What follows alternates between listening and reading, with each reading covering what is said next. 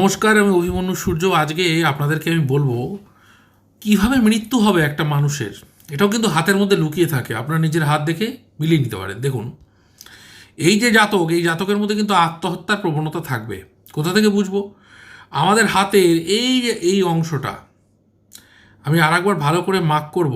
এই অংশটা দেখুন, নীল মার্ক দিচ্ছি এই অংশটা আমি। এই অংশটা এটা কিন্তু চন্দ্রের অংশ।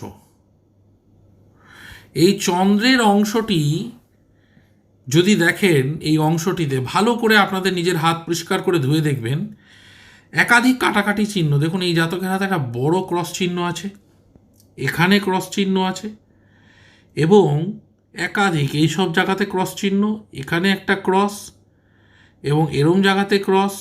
ছোট্ট ছোট্ট সূক্ষ্ম সূক্ষ্ম চিহ্নগুলোকে কিন্তু আপনাদের দেখতে হবে।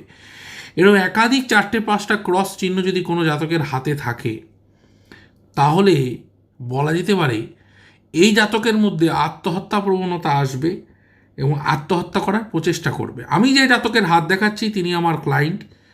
তার জীবনে কোনো একটা ঘটনা থেকে তিনি কিন্তু আত্মহত্যার প্রবণতায় গিয়েছিলেন। আপনারাও নিজের হাত থেকে মিলিয়ে নিন যে আপনাদের হাতে এ ধরনের কোনো যোগ আছে কি নেই।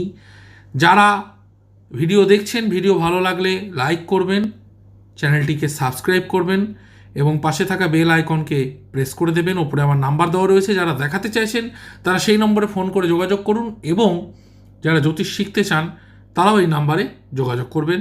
ধন্যবাদ।